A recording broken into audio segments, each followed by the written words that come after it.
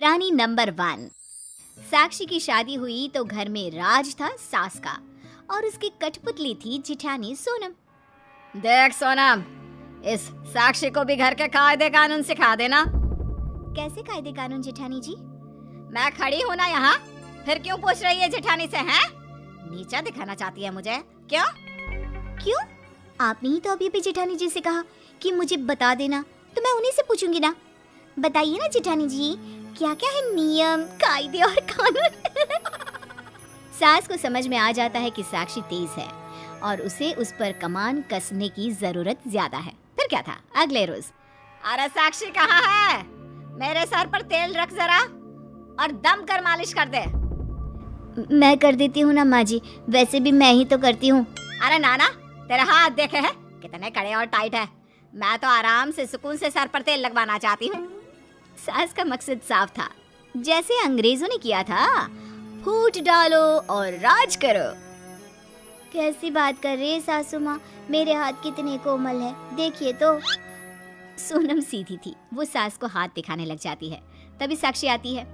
नहीं सोनम भाभी, आप आराम करिए, मैं खाना बना कर आई हूँ, सासू माँ के सर पर तेल में लगा देती हूँ।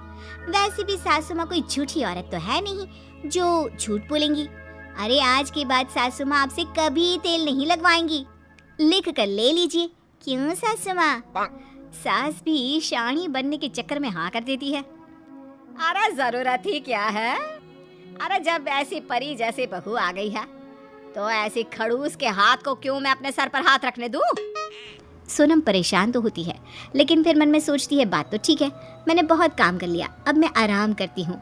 लेकिन कहाँ, जहाँ सास का राज हो वहाँ सोनम आराम कैसे कर लेती? सोनम, अरे सोनम, साक्षी के आ जाने के बाद से तो कुछ ज्यादा ही आलसी हो गई है तू। यहाँ अभी सोनम सोच ही रही होती है कि चलो सास के पास जाकर थोड़ी देर बैठकर आ जाते हैं कि सास की आवाज आनी शुरू हो गई। हाय रे, क्या मार दिया मेरे सर पर। हाय रे, ये तो डंडे जैसा लग रहा है। कैसी बात करिए माँ जी, अभी तो मैंने कोमल कोमल हाथों का उपयोग किया है, अभी तो तेज हाथ लगाया ही नहीं है दर्द निकालने के लिए। बस फिर क्या था, साक्षी सास के सर पर जोर जोर से हाथ मारना शुरू कर देती है और सास चिल्लाना कि तभी सोनम आ जाती है। क्यों, क्या क्या हो गया सासू माँ? साक्षी, ये क्या कर रही हो तुम? अरे कुछ भी नहीं भाभी, बस माँ जी के सर का दर्द हटा रही हूँ। अच्छा माँ जी, कैसा लग रहा है? सोनम दीदी से अच्छे हाथ है ना मेरे? सास क्या करती, पहले ही सोनम को इतनी खरी खोटी सुना चुकी होती है कि वो उसे कुछ नहीं कहती। अरे रहने दे बहू, रहने दे, सारा दर्द ठीक हो गया मेरा, छोड़ मुझे। सासू माँ, मैं लगा दूं सर पर तेल? सास मन में अभी सोच ही रही होती है कि अरे नहीं नहीं नहीं भाभी, आपको क्या लगता है कि सासू माँ ने जो बात कही थी वो गलत थी? अरे वो आपसे कभी तेल नहीं लगवाएंगी, समझी? खैर, सास को अब सर पर तेल लगाने का सारा शौक खत्म हो जाता है, लेकिन फिर भी अगले रोज सास जोर जोर से सोनम पर चिल्लाने लगती है। सोनम, अरे ओ आलसी, अरे देख तो सुबह के 5 बज गए हैं, कब की जगी हूँ मैं, लेकिन मजाल है कोई चाय को भी पूछ ले। सोनम किसी तरह आंख मलकर उठती है और सास को चाय बना कर देती है। सास को वो चाय दे ही रही होती है कि साक्षी आ जाती है। क्या है भाभी, बुरा न मानना, लेकिन मैंने सुना है कि सासू माँ कब से बैठी हैं, चाय नहीं मिली उनको। और क्या, ये कोई बात होती है? अरे जानती है कि सास की आंख खुलते ही उसे पहले चाय देनी चाहिए, फिर कहीं जाकर वो जमीन पर पैर रखती है। लेकिन नहीं जी नहीं, ये नहीं दे सकते मुझे वक्त पर चाय। अरे नींद जो लगी रहती है महारानी को। साक्षी को सास की बात पर गुस्सा तो आता है, लेकिन करती क्या, नई नई जो ठहरी। भाभी, आप कल से सो जाओ। हाँ सो जाओ, खूब सो। कल से सासू माँ की आंख खुलते ही चाय मैं दूंगी, समझी? आप तो बस सोती रहो। सास खुश हो जाती है, उसे मौका मिल जाता है एक बार फिर दोनों बहुओं के बीच झगड़ा लगाने का। अरे जीती रहे साक्षी बहू, आज के बाद इस सोनम का चेहरा तक मुझे नहीं देखना। वैसे भी उसका चेहरा सुबह सुबह देख लो ना, सारा दिन खराब चला जाता है। सोनम को सास की बात बुरी लगती है, वो कमरे में जाकर रोने लगती है। साक्षी देख लेती है, लेकिन वो सास के सामने कुछ नहीं कह सकती थी। बाद में वो सोनम के कमरे में जाती है। क्या हो गया भाभी, मुझसे नाराज हैं? अरे नहीं साक्षी, तू तो मेरी छोटी बहन जैसी है, लेकिन मैं सासू माँ से हैरान हूँ। मैं कितनी भी नींद में क्यों ना हो, उन्हें चाय जरूर देती थी। दीदी, मैंने सिर्फ आपको इसलिए मना किया कि आप परेशान हो जाती हैं रोज सुबह ज़बरदस्ती। आप जानती हैं कि सासू माँ वो चाय भी नहीं पीती। हाँ मैं जानती हूँ, मैंने कई बार पूछा भी, लेकिन कह दिया हर बार मैं लेट कर देती हूँ, इसलिए वो चाय नहीं पीती और सो जाती है। नहीं दीदी, वो आपको रोज़ परेशान करने के लिए ऐसा कर रही हैं। आप एक काम करिए, कल से आप उठना ही नहीं।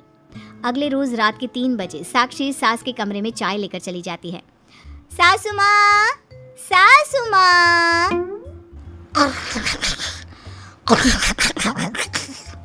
सासू माँ, चाय चाय ले लीजिए। सास घबराकर उठ जाती है। वो डर जाती है और जोर जोर से चिल्लाने लगती है, भूत, चाय वाला भूत, बचाओ। कमरे से माँ की आवाज़ आती सुन सारे जाग जाते हैं। अरे साक्षी, तुम कब उठकर माँ के कमरे में आ गई? अरे कहाँ है भूत? सास कुछ कहती, इससे पहले साक्षी बोलती है, सासू माँ मैं हूँ। वो क्या है ना दीदी, आपको 5 बजे चाय देती है तो आप ये बोलकर नहीं पीती कि उन्होंने देर कर दी। वो 4:30 बजे दे तो भी नहीं, इसलिए मैंने सोचा कि मैं तो 3 बजे ही चाय लेकर जाती हूँ, कम से कम आपको परेशानी तो ना हो। अब सोनम समझ जाती है कि साक्षी क्या करवा रही है। मेरी तो शक्ल ही सासू माँ को मनहूस लगती है, तो मैं तो सुबह सबके पहले उनके सामने आ ही नहीं सकती। ठीक है साक्षी, तू ही सुबह 3 बजे सासू माँ को चाय दे दिया कर। सभी कमरे में चले जाते हैं। 1-2 दिन साक्षी रात को 3 बजे सास को चाय देती है, जिसके बाद फिर एक दिन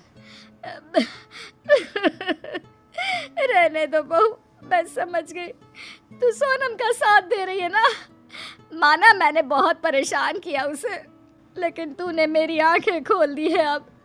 सास सोनम को बुलाती है। सोनम बेटा, तेरी देवरानी तो बहनों से भी ज्यादा तेरा साथ दे रही है। मैंने तो सोचा था कि तुम दोनों के बीच लड़ाई लगवाकर दोनों से जी भर के काम करवाऊंगी, लेकिन ये साक्षी। वैसे सासू माँ, हर घर में होता भी यही है। 2 बहुओं का लड़ना सिर्फ बहुओं का लड़ना नहीं होता, बल्कि 2 भाई का अलग होना, एक घर का 2 घर हो जाना होता है। अगर ये बात देवरानी जेठानी समझ ले तो हर देवरानी बन जाएगी देवरानी नंबर 1। हेलो दोस्तों, ऐसी अच्छी वीडियो देखने के लिए हमारे चैनल को लाइक और सब्सक्राइब करें।